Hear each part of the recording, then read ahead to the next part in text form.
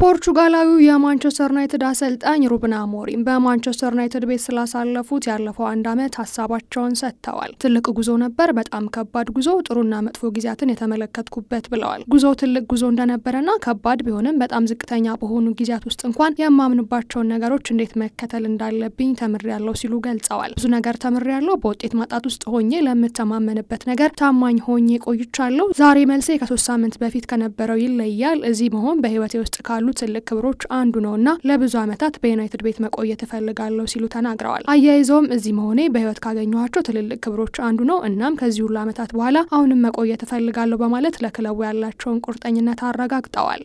ዩቬንቱስ የቀድሞውን የጣሊያኗና አሰልጣኝ ሉቺያኖ ስፓሌቲን እስከ ውድድር ዓመቱ መጨረሻ ድረስ አሰልጣኝ አድርጎ ሾሟል። የ66 ዓመቱ አሰልጣኝ እሁድ ዕለት የሴሪው ቡድን በላዚዮ ከተሸነፈ በኋላ የተባረረውን ኢጎር ቱዶርን ተክተዋል። ቱዶር በመጋቢት ወር የቲያጎ ሞታ ምትክ ሆኖ ክለቡን ተቀላቅሏል። ነገር ግን 8 ጨዋታዎችን ሳያሸንፍ ከ7 ወራት በኋላ ከክለቡ ጋር ተለያይቷል። ስፓሌቲ በቀድሞ አለቃ ሮቤርቶ ማንቺኒ ለ2022 የዓለም ዋንጫ ማለፍ ያልቻለው ጣሊያንን ከመምራቱ በፊት በ2022-2023 የውድድር ዘመን ናፖሊን የሴሪ ሻምፒዮን እንዲሆን አድርጓል። ለዩሮ 2024 እንዲያልፉም ረድቷቸዋል። ሆኖም ስፓሌቲ በጣሊያን የዓለም ዋንጫ ማጣሪያ በኖርዌይ ሽንፈትን አስተናግደዋል። በሰኔ ወርም ከአሰልጣኝነታቸው ተሰናብተዋል። አዙሪዎቹ ለሶስተኛ ተከታታይ የዓለም ዋንጫ የማለፍ እድልም ተጋርጦባቸዋል። ሉቺያኖ ስፓሌቲ በሴሪው ኢንተር ሚላንን፣ ሮማና ዩዲኔዜን አሰልጥነዋል። የሩሲያ ፕሪሚየር ሊግንም ከዜኒት ሴንት ፒተርስበርግ ጋር 2 ጊዜ አሸንፈዋል። ማሲሞ ብራምቢላ ዩቬንቱስን ረቡዕ ከዩዲኔዜ ጋር 3-1 ሲያሸንፍ በጊዜ አሰልጣኝነት ተረክበው ነበር። ይህም በሴሪ 7ኛ ደረጃ ላይ እንዲቀመጥ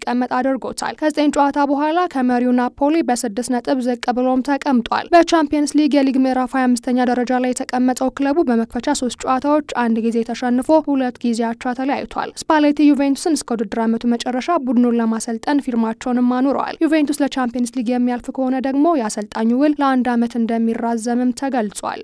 አንድሬ ፖስቴኮግሉ ወደ ሴልቲክ አሰልጣኝነት የመመለስ እድላቸው ከፍተኛ እንደሆነ እየተዘገበ ይገኛል። የቀድሞ የቶተንሃምና የኖቲንግሃም ፎረስት አሰልጣኝ በ2021 እና 2023 መካከል የስኮትላንዱ ኃያል ክለብ አሰልጣኝ ነበሩ። ሴልቲክ ሰኞ ዕለት የተሰናበቱትን ብሬንዳን ሮጀርስን ለመተካት የተለያዩ አሰልጣኞችን እየተመለከተ ይገኛል። የኢፕስዊች ታውኑ ኬራን ማኬና ከፍተኛ ኢላማ ነው። ነገር ግን በውድድር ዓመቱ አጋማሽ ከሜዳ ውጭ እርሱን ለመሾም ከባድ ነው። እናም ወደ 5 ሚሊዮን ፓውንድ የሚጠጋ ካሳ ሊያስወጣም ይችላል። የቀድሞ የሴልቲክ ተጫዋች ሮብኪንና ዲያሜን ዱፍ ከዌልሱ አለቃ ክሬክ ቤላሚና ከቦዶ ግሊምትሱ አሰልጣኝ ክኑትሰን ጋር ስማቸው ተገናኝቷል። አሁን ላይ ግን በዋነኝነት የቀድሞ የቶተንሃምና የኖቲንግሃም ፎረስት አሰልጣኝ አንድሬ ፖስቴኮግሉ የሴልቲክ ቀጣዩ አለቃ የመሆን እድላቸው ከፍተኛ እንደሆነ እየተዘገበ ነው። በተመሳሳይ የኢፕስዊች ታውኑ ኬራን ማኬናና የዌልሱ ዋና አሰልጣኝ ክሬክ ቤላሚ ከእጩዎቹ መካከል ከፍተኛ ደረጃውን ይዘዋል። አሰልጣኝ አንድሬ ፖስቴኮግሉ በፕሪሚየር ሊጉ 39 ቀናትን ቆይተው ከኖቲንግሃም ፎረስት አሰልጣኝነታቸው መሰናበቱ የቅርብ ትውስታ ነው።